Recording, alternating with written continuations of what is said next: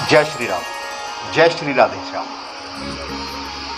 मैं आज आपसे एक गंभीरता के साथ बात करूंगा और विषय भी गंभीर है, तो उस पर विषय भी चर्चा भी गंभीर होनी चाहिए। आज श्री कृष्ण जन्माष्टमी हम प्रतिवर्ष मनाते आ रहे हैं। श्री कृष्ण जन्माष्टमी पे यानी कि भगवान श्री कृष्ण की अष्टमी के दिन उनका जन्म दिवस होता है, तो उसी को हम श्री कृष्ण जन्माष्टमी के रूप में इस महोत्सव को मनाते हैं, इस उत्सव को मनाते हैं। घर घर मिठाइयाँ बनती हैं, मिष्ठान बनते हैं। पूरे दिन भाई बहन छोटे छोटे बच्चों में श्री कृष्ण बनकर सज्जा प्रतियोगिता में जाते हैं। मंदिरों में कार्यक्रम होते हैं और हम सब जाकर के इस अपनी जो भक्ति को और ज़्यादा बढ़ाते हैं। रात को लगभग 12-1 बजे के बाद जब चंद्र देवता निकलते हैं, तो चंद्रमा देवता को हम जल दे करके, गाय माता को अन्न खिला करके, उनका गाय माता को मिष्ठान खिला करके, जिस चीज़ से हम व्रत खोलते हैं, मीठा खाते हैं और उसके साथ दूध वगैरह जो भी मतलब कई प्रकार से होते हैं, तो हम करते हैं। लेकिन दोस्तों, भगवान श्री कृष्ण यानी कि इस पृथ्वी के ऐसे देवता जिन्होंने इसी पृथ्वी पर जन्म लिया, मथुरा वृंदावन जिसमें आप जाते हैं, और इस हिंदुस्तान की धरती पर केवल भगवान श्री कृष्ण ने नहीं, भगवान राम ने, महापुरुषों ने जन्म लिया है। ये क्रांतिकारी, ये देवी देवताओं, इष्ट देवी देवताओं और वीर सैनिकों की भूमि है।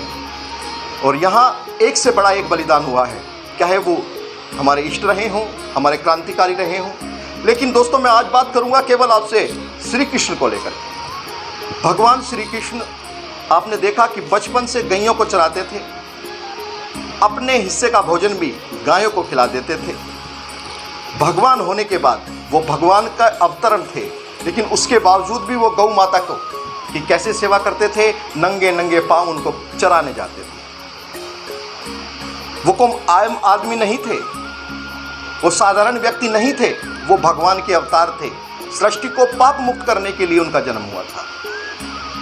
लेकिन फिर भी वो गाय माता की इतनी सेवा करते थे। जब तक गौ माता को चारा या भोजन ना खिला देते, उन्हें कुछ खाने को ना देते थे, तब तक अन्न का कोई ग्रास नहीं ग्रहण करते थे। लेकिन दोस्तों, उसी भारत में आज आप देखिएगा कि गाय माता की क्या स्थिति है। ये वही भारत है जहाँ श्री कृष्ण ने जन्म लिया था। ये वही भारत है जहाँ पर श्री राम ने जन्म लिया था।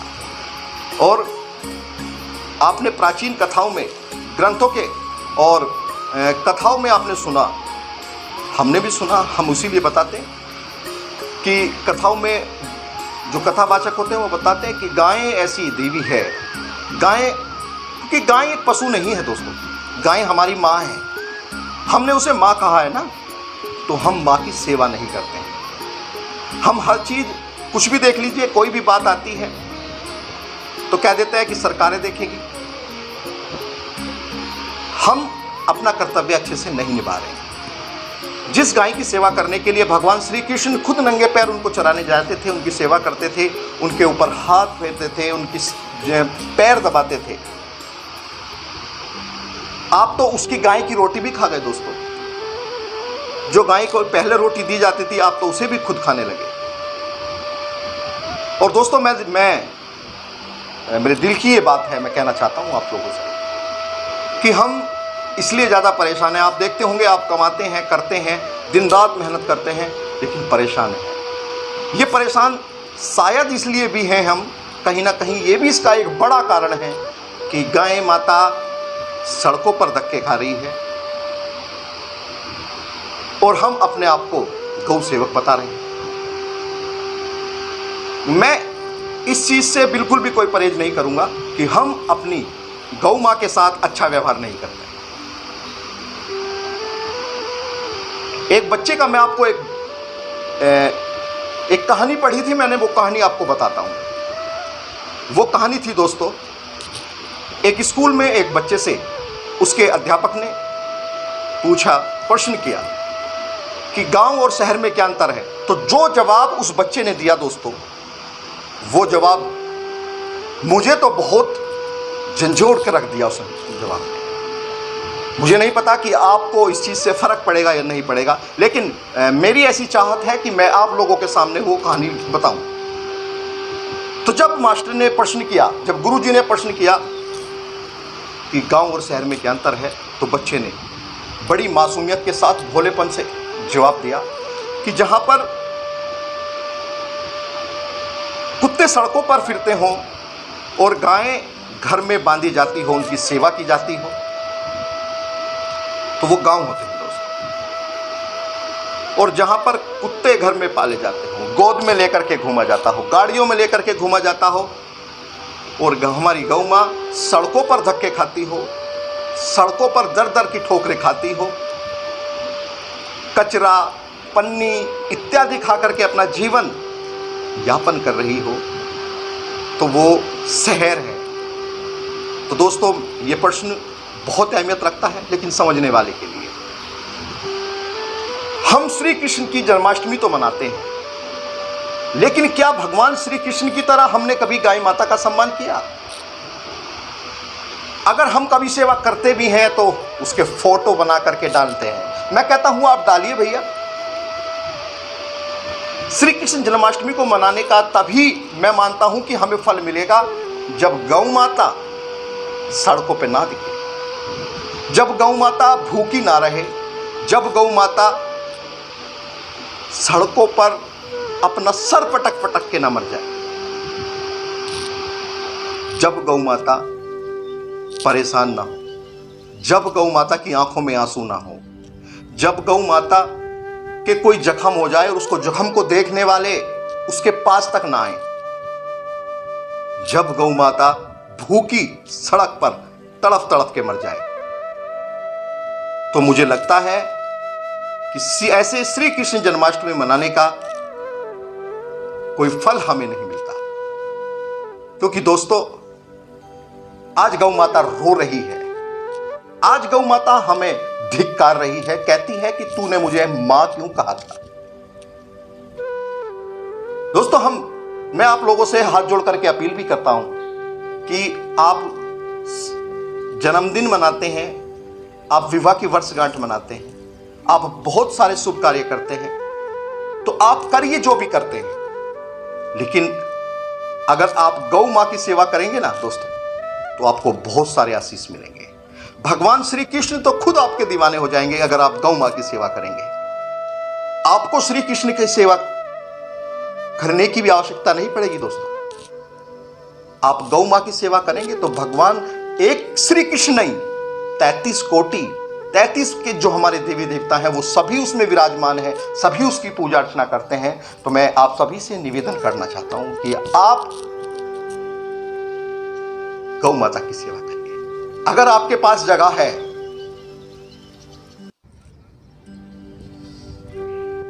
अगर आपके पास स्थान है, तो गौ मां पालिए। अभी कुछ दिन पहले आपने देखा था कि हम हजारों रुपए लेकर के गैस के खाली सिलेंडर लेकर के दर दर की ठोकरें खाते फिर रहे थे कि हमें ऑक्सीजन दे दीजिए। दोस्तों, शायद आप जानते हो ना जानते हो, तो मैं बता देता हूं आपको कि गाय एक ऐसा जीव है जो ऑक्सीजन छोड़ता है, ऑक्सीजन लेता है। आपने देखा होगा कि हमारी माताएं बहनें जब हम घर में पूजा अर्चना करते हैं तो गोबर लीपती थी। गाय के गोबर जो उससे उपले बनते हैं, उस उपले की अंगारी, करसी जिसे कहते हैं, अंगारी कहते हैं, उस पर गर्म करके उस पर घी, कपूर, लौंग चढ़ाते हैं। ये शायद आप केवल पूजा की धार्मिकता के कारण जानते होंगे, लेकिन इसका वैज्ञानिक कारण भी है। इससे ऑक्सीजन पैदा होती है। जिस घर में गाय के गोबर, जिस घर में गाय का पालन होता है, जब वो ऑक्सीजन छोड़ती है, लेती है, ग्रहण करती है, छोड़ती है, तो उस घर में कभी भी, उस स्थान पर कभी भी गौ मां ऑक्सीजन की कभी आवश्यकता नहीं होती है। शायद अगर हम गाय माता का पालन करते, हम यहां पर तो नहीं करते हैं, लेकिन गांव में हमारे गाय पाली जाती है, हमारे यहां पर तो स्थान नहीं है, तो जैसे भी हमें सेवा का मौका मिलता है। लेकिन मैं अपने दिल से कह रहा हूं ये बात कि हम अपना गौ मां की सेवा के लिए हम अपना जो हमारा कर्तव्य है उसे अच्छे से निर्वहन नहीं कर रहे हैं। अगर हम अच्छे से निर्वहन करते तो हमारी गाय माता सड़कों पर ना फिरती। गाय माता को सड़कों पर छोड़ने वाले हम ही लोग हैं दोस्तों। कहीं किसी देश ने ऐसे गायों को छोड़ दिया हो, ऐसा तो नहीं है। जब तक गाय माता हमें फायदा देती है, दूध देती है, घी देती है, मक्खन मिलता है, बहुत सारी चीजें मिलती हैं, उसके और तो और उसके जो गोबर होता है, गोबर से भी उपले बना करके उसे घर में ईंधन के रूप में प्रयोग करते हैं, उसके बछड़ों को बेचते हैं, उसकी बच्चियों को अपनी रिश्तेदारियों में दे देते हैं, पालते हैं, उससे व्यापार करते हैं। हमारे घर चलते हैं लोगों दोस्तों। लेकिन जब वो ऐसा करना बंद कर देती है तो हम उसे घर से बाहर निकाल देते हैं। ये क्या सनातनियों के काम है? अब कुछ लोग कहेंगे कि जब वो दूध नहीं देती, कुछ नहीं देती, तो उसको क्या पाले? तो अगर आपके घर में, अगर आप मेरी तरह निकम्मे हैं, अगर आप कोई काम नहीं करते हैं, तो क्या घर से आपको निकाल दिया जाए? माता पिता होते हैं, अगर वो बुजुर्ग हो जाते हैं तो क्या उन्हें घर से बाहर निकाल देना चाहिए? सही है? कैसी मूर्खों वाली बात करते हो भाई आप। तो मेरा आप सभी से निवेदन है कि अपने घर पर जब भी कोई कार्यक्रम हो तो गौ माता की सेवा करिए। आप तो उनकी रोटी भी खाने लगे, पहली रोटी फिर से शुरू कीजिए। दोस्तों, अगर आपको खुशहाल रहना है, अपने परिवार के साथ जीवन को अच्छे से जीना है, अपने परिवार को संस्कारिक बनाना है, समाज में आपको अच्छा अपनी पहचान बनानी है, तो आपको आशीर्वाद की आवश्यकता हो। और आशीर्वाद इन बिन बोलते जीव से, इन बिन बोलते भगवान हैं गाय माता, आप उसकी सेवा कीजिए। मैं फिर कहता हूं आपसे कि अगर आपके पास जगह है, आपके पास स्थान है, तो गौ का पालन कीजिए। और फिर देखिएगा कुछ समय बाद, मेरी बातों पर आप यकीन मत करिए, लेकिन जहां तक मैंने कई ग्रंथ पढ़े हैं, उन ग्रंथों में भी लिखा है कि गौ मां की सेवा आप करके तो देखिए दोस्तों। आपका जीवन ना बदल जाए तो मेरा नाम बदल देना। मैं ज़्यादा तो नहीं जानता हूं, लेकिन इतना जानता हूं कि जो गाय का पालन करते हैं वो कभी परेशान नहीं होते। उनकी जीवन में कठिनाइयां तो सबके जीवन में आती है, लेकिन कठिनाइयों का समाधान उस गौ की कृपा से निकल जाता है। तो मैं कहूँगा कि आप श्री कृष्ण जन्माष्टमी का उपवास अगर करते हैं और उसका फल चाहते हैं, तो आप गौ माँ की सेवा कीजिए दोस्तों। गौ माँ की सेवा आपके कष्टों को, आपकी पीड़ाओं को, समस्याओं को, आपकी विपदाओं का सब का हरण करेगी और आपका जीवन सुखमय, मंगलमय, आनंदमय और ऐसा महसूस करेंगे जैसे आप स्वर्ग की अनुभूति, आपको स्वर्ग की अनुभूति होगी। मेरे बहुत से दोस्त कहेंगे कि सरकारें कुछ नहीं करती हैं। भाई, सरकारें अपना काम बहुत अच्छे से कर रही हैं। मैं मानता हूं कि जितना सरकार गौ पालन के लिए जितना कुछ कर रही है, शायद आज तक किसी सरकार ने नहीं किया होगा। कुछ लोग, एक डिबेट में मैं था, तो उस डिबेट में एक भाई ने कहा कि गाय तो सड़कों पर घूम रही है, अगर सरकार गाय के लिए काम कर रही है, अगर सरकार गाय का संरक्षण कर रही है, गाय इसकी सेवा के लिए, सरकार गाय की सेवा के लिए अगर कुछ कर रही है, तो फिर गाय सड़कों पर क्यों दिखती है, मारी मारी क्यों फिरती है? तो मैंने कहा इसका कारण हम हैं भाई। ये सरकार की गलती नहीं है, ये हमारी गलतियां हैं। क्योंकि गाय को सड़कों पर छोड़ने वाली कोई सरकार नहीं है। आप और हम में से ही कोई ना है। जो लोग ऐसा करते हैं उनका जीवन कभी खुशहाल नहीं हो सकता। जो गौ मां को सड़कों पर छोड़ रहे हैं, उन्हें आवारा कह रहे हैं। आवारा वो नहीं है, आवारा वो लोग हैं जो गाय मां का अपमान करते हैं, उनको लाठी डंडों से पीटते हैं। आंखों में आंसू आ जाते हैं दोस्तों जब गौ माता की आप वीडियो देखते होंगे। कितनी बुरी स्थिति से गाय माता गुजर रही है, और इसका कारण कोई दूसरा नहीं, केवल आप और हम।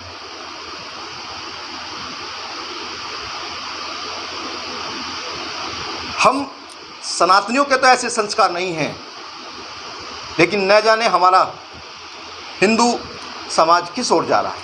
हमारा सनातन धर्म, जब कभी गाय माता को भोजन देने का नंबर आता है पूजा के बाद, तो दर दर जाके दूसरों के लोगों के पास जाते हैं, ढूंढते हैं, भाई तुम्हारी गाय को हम तो अपना भोजन दे दें, हमें गाय जिमानी है। अरे गाय जिमाइए ना, अपने घर में रखिए भैया। बहुत सारी चीज़ें होंगी जो बेकार, आप जिसको गाय तो बेचारी आपसे ऐसी रिक्वायरमेंट भी नहीं करती है। आपको कोई ऐसी चीज़ भी नहीं देती कि मुझे तो यही खाना है, आप मुझे चने खिलाओ, छोले खिलाओ, ऐसा भी कुछ नहीं कहती है। आप जो बचता है आपके घर में वो खा लेती है। और उसके बदले में केवल वो खाती है, उसके बदले में आपको, आपके परिवार को पालती है, आपका एहसान नहीं लेती है। जितना आप उसे खिलाते हैं उससे दुगना तो उसको देती ही है दोस्तों। सड़कों पर मत छोड़िए, वो भी हमने उसे माँ कहा है। और आज मैं मानता हूँ कि उसकी केवल गलती यही है कि उसने हम जैसे निकम्मों पर विश्वास कर लिया कि हम उसे अपनी माँ कहते हैं। तो मैं आशा करता हूँ कि आप आज से ही संकल्प लीजिए, भगवान श्री कृष्ण का पूजन कीजिए। लेकिन भगवान श्री कृष्ण जिसको अपनी माँ मानते थे, जिसको अपनी माँ की तरह पूजा अर्चना करते थे, जिसको एक ग्रास खिलाने से पहले, उसको भोजन कराने से पहले अपना आप कोई भोजन का ग्रास नहीं लेते, ग्रहण करते थे, उसकी सेवा कीजिए। तभी श्री कृष्ण जन्माष्टमी का, तभी आपके उपवास रखने का शायद कोई फल होता होगा। अन्यथा मुझे लगता है कि ये केवल और केवल हमारी अपनी संतुष्टि है, हमारा मन भी इससे संतुष्ट नहीं होता होगा। आप सेवा करके तो देखिए दोस्तों, मेरे बहुत से भाई, मैं उन सभी को प्रणाम करता हूं, उन लोगों को जो सड़कों पर गौ माता आज मिल रही है, सुबह सुबह निकल जाते हैं, दोपहर में निकल जाते हैं, दिन में निकल जाते हैं, उनकी सेवा करते हैं, उनके लिए घास की व्यवस्था करते हैं। जैसे कुछ लोग ऐसे भी हैं दोस्तों जो लोग उनको डंडे मारते हैं। तो मैं कहूँगा उन लोगों से जो गौ माता के साथ ऐसा गलत व्यवहार करते हैं, ये भगवान है, ये भगवान की भी जननी है दोस्तों। आप अपना पाप ऐसे मत बढ़ाइए, आप ऐसे पाप मत कीजिए। गौ माँ जहाँ मिले, आप अगर कुछ कर नहीं सकते तो उससे हाथ जोड़ लीजिए कि मैं इस काबिल नहीं हूँ कि तेरी सेवा कर सकूँ। और मैं मानता हूँ कि इतना लाचार तो कोई इस पृथ्वी पर भगवान ने नहीं छोड़ा होगा जो गौ माँ की सेवा न कर सके। कई संगठन इस पर काम करते हैं, मैं उन सभी को बहुत बहुत बधाई देता हूं और भगवान से मैं प्रार्थना करता हूं कि उनकी सभी मनोकामनाएं पूर्ण करे। जो लोग गौ माँ की सेवा में लगे रहते हैं, गौ माँ की कहीं भी कोई खबर आती है दौड़ करके जाते हैं, खुश हो करके जाते हैं, अपना सब कुछ निछावर कर देते हैं अपनी गाय माँ पे है, उन्हें ही जीने का अधिकार होता है। क्योंकि फिर कहता हूँ कि जो लोग दूसरों के लिए जीते हैं वास्तव में वो ही जीवन जीते हैं, और तो दुनिया में सब केवल अपना समय पूर्ण कर रहे हैं। सच्चा जीवन वही है जो आप देखिएगा दोस्तों। एक बहुत बड़ी बात मैं आपको एक और कहना चाहता हूं, जितनी भी 84 लाख योनियां हैं, यानी 84 लाख जीव जंतु हैं पृथ्वी पर, और उनमें से कोई भी भूखा नहीं मरता है। केवल एक इंसान, हम जैसा इंसान है, जो हाथ पैरता है, दिमाग से सब कुछ करता है, काम करता है, मेहनत करता है, कमाता है, खाता है, सब कुछ करने की बहुत सारी चीज़ें उन जीवों से अलग हमें दे दी, हमें इंसान बना दिया। और एक हम ही इतने भूखे हैं कि हम गाय माता की रोटी भी खा जाते हैं। पूरी जिंदगी हमारी हवस, हमारी भूख पूरी नहीं होती, इस भूख की हवस पूरी नहीं होती। तो आप अपना जीवन बचाइए। सनातन संस्कृति की मां जननी गौ माता जब तक सुरक्षित नहीं होगी, तो मैं ये दावे के साथ कहता हूं कि सनातन धर्म कमजोर होता ही रहेगा। जब तक गाय माता सुरक्षित नहीं होंगी, खुशहाल नहीं होगी, तो सनातन हिंदू धर्म खुशहाल नहीं हो सकता।